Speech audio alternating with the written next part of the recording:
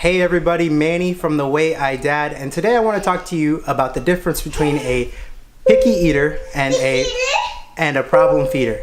Picky eater, Daddy. Picky eater. Now, if you have a toddler, you know that sometimes meals can be a struggle, but when is your child's fussiness an actual concern? That's what we're going to talk about in today's video, and if you stick around to the end, I'll also give you my top 5 tips of how to handle these picky eaters and our top 3 toys for making mealtime fun.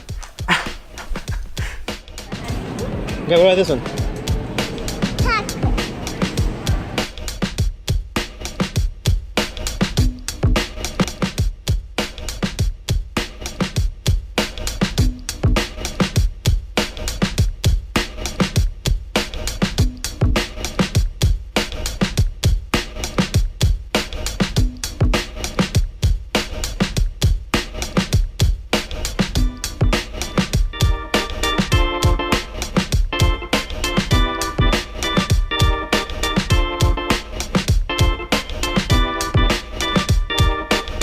First, let's take a look at the difference between a picky eater versus a problem feeder.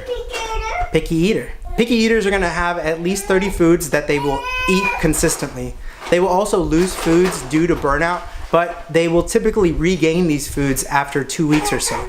They also tolerate new foods and can touch or taste them even if they do it begrudgingly. They will eat with the family, but occasionally they'll eat something completely different than everybody else. A problem feeder, on the other hand, is going to have less than 20 foods, and they don't regain these foods after they burn out on them, which means that they're dwindling down their already low numbers. These children will also have fits at the sight of new foods, which often leads to choking and gagging and coughing during these meals, and then having bad experiences associated with those foods. These children will also refuse entire categories of foods like mushy and crunchy, and most of the time these children won't eat with the family at all, and you'll more frequently have to make something completely different for them. Now, these 4 are red flags, and they're what made our pediatrician refer us to a feeding therapist. And I'm actually glad that we did. Our toddler's gotten a lot better since implementing these tactics during mealtime. Now, whether you have a picky eater or a problem feeder, here are 5 tips to keep in mind when you're trying to get your kids to eat.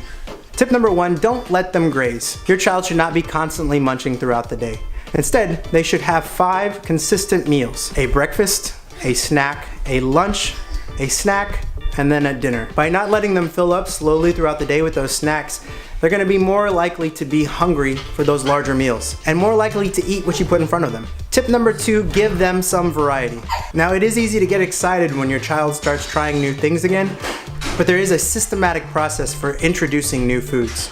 This process is called food chaining. There's 2 ladies on Instagram. I'll go ahead and link them below. The first one is SLP Mama 219, and the other is Chai Kids Feeding. They have really good examples on their blogs. You should go check them out. The easiest way to do this is to take one of their preferred foods and change a small aspect of this. So here's an example. Let's talk about pancakes. Blue. Right.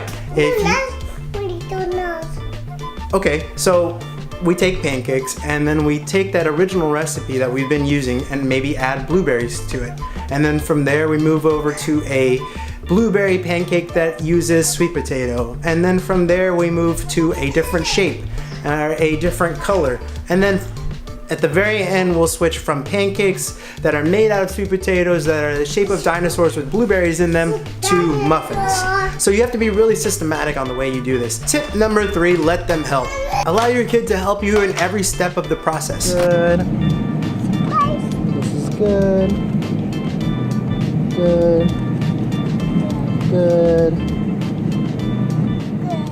From picking the ingredients to mixing them together and then cooking them and serving that food. This step allows them to take ownership of the meals that everybody is preparing, and it should increase the chances of them eating at the table as a family. This will also decrease the chance of them wanting something different from everybody else. Tip number 4, acknowledge the child when they eat something different.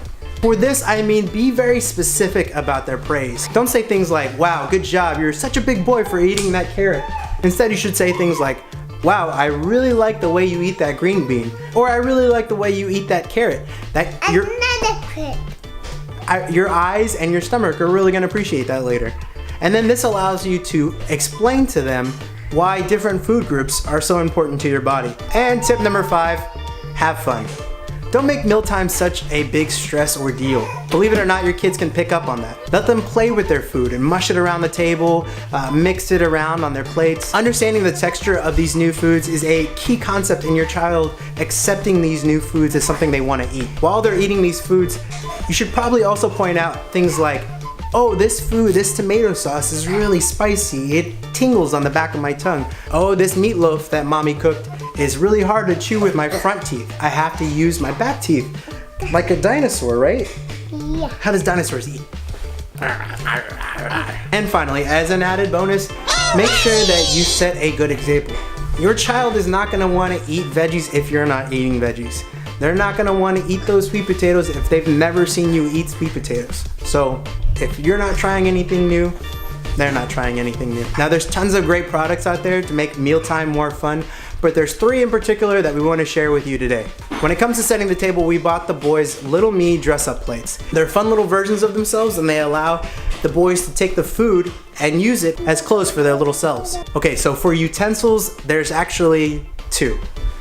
For Albie, our toddler, we like these Super Sporks. They're from a company called Fed, and they're fun to use, and they even have this chopstick action. So not only can they scoop and poke, but they can also just use the feet to pick up noodles. I thought that was really fun. Now our 1-year-old is just starting to learn how to use utensils. So for him, we really like these Num Num spoons.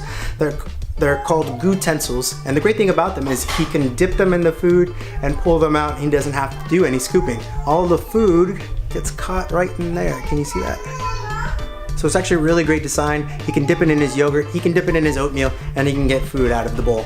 One of the things that we learned about in feeding therapy was that there is steps to eating foods, and they involve looking and feeling the texture of the foods, learning how they feel against our skin and our cheeks and our tongues, and then eventually ingesting that food. When the child is done having that food on their plate, they would take the food and put it in an all done cup. Well, the Monster Milton takes the place of that all done cup. And the other great thing is that Milton helps them understand the texture and feel of these foods. You can get the kids to try new foods through sharing with Milton. You give him one bite, then the kid has one bite, and it's a back and forth. And the whole time they're learning about how the food feels when they touch it. And the great thing about this is they are more likely to try it later. The other great thing about Milton is he's got these great teeth on him for trying new foods. So when you're done eating, you can take him to the bathroom with you and brush your teeth. But that's a topic for another video. Well, I hope this video helps you out, and remember, I am not a doctor. If any of the things that I mentioned today sound like your child, please go see your pediatrician and get a referral. That's what they're there for. My wife is gonna take over on Wednesdays and give you quick recipes that are fun to try out with your children, so make sure you stick around. See you guys next time. Bye! I say. Okay. Put them in the dishwasher. Okay. Good job. Now close it.